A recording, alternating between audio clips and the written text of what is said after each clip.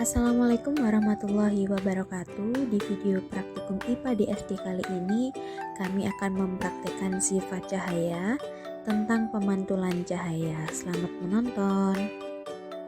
Sebelumnya, perkenalkan kami dari mahasiswa UT Jember Pokjar Genteng A semester 7A dengan anggota Ahmad Kanzul Fikri, NIM 837618012, Anggun Aditya Trilestari, NIM 837619544, Cici Sulih Widiawati, NIM 837617683, Dearjunia Amanda, NIM 837618155, Dimas Retno Guswanti, NIM 837619164. Adapun tujuan pada praktikum kali ini, yang pertama dapat menjelaskan sifat-sifat cahaya, yang kedua dapat menjelaskan sifat-sifat bayangan yang dihasilkan oleh cermin, yang ketiga dapat menjelaskan sifat-sifat bayangan yang dihasilkan oleh lensa, yang keempat dapat menentukan fokus cermin cekung, dan yang terakhir dapat menentukan fokus lensa cembung.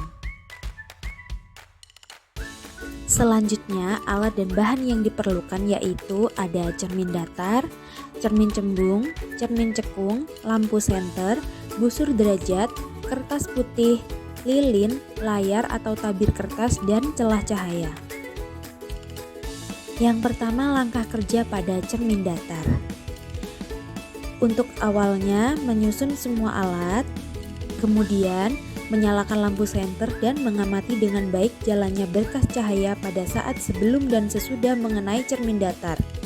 Yang ketiga, menggambarkan jalannya berkas sinar pada langkah kedua sehingga tampak sudut datang dan sudut pantul. Yang keempat, mengukur besar sudut datang dan besar sudut pantul tersebut. Dan yang terakhir, mencatat bagaimana sifat-sifat bayangan yang dibentuk oleh cermin datar tersebut.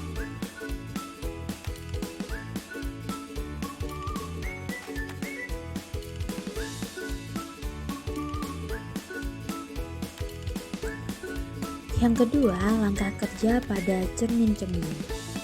Langkah yang pertama, susun semua alat.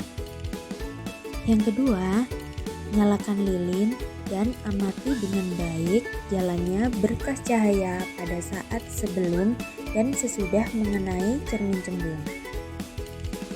Yang ketiga, gambarlah jalannya berkas sinar pada langkah seperti yang kedua, sehingga nampak sudut datang dan sudut pantul serta bayangan yang terbentuk. Dan langkah yang terakhir, catatlah bagaimana sifat-sifat bayangan yang dibentuk oleh cermin cembung tersebut.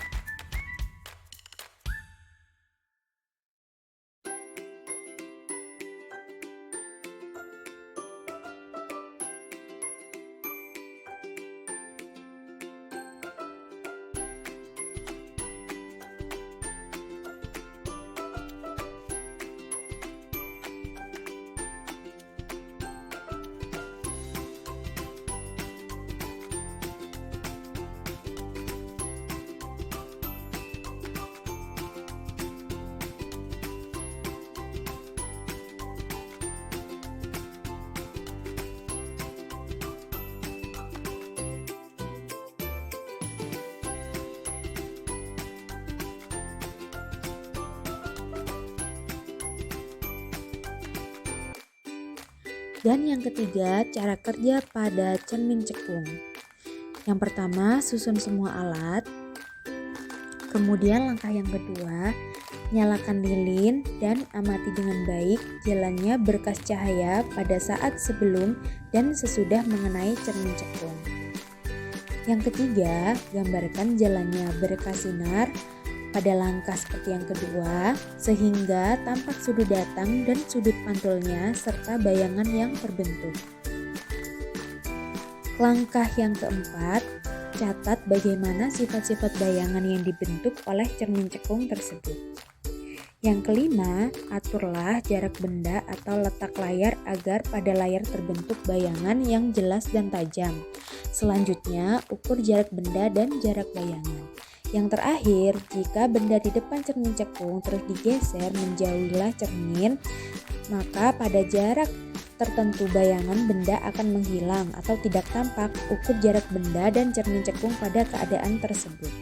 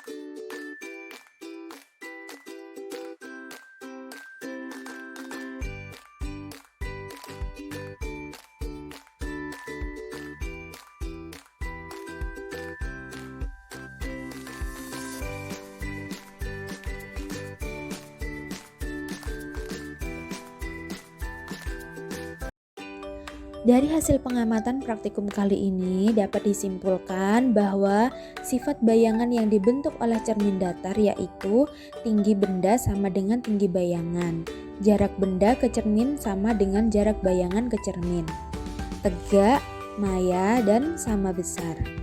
Kemudian sifat bayangan yang dibentuk oleh cermin cembung yaitu maya sama tegak, bayangan lebih kecil daripada bendanya. Dan yang ketiga, sifat bayangan yang dibentuk oleh cermin cekung, maya, sama besar, bayangan 2 kali atau lebih besar daripada bendanya. Cukup sekian praktikum oleh kelompok kami. Terima kasih, semoga bermanfaat untuk semuanya. Bye-bye.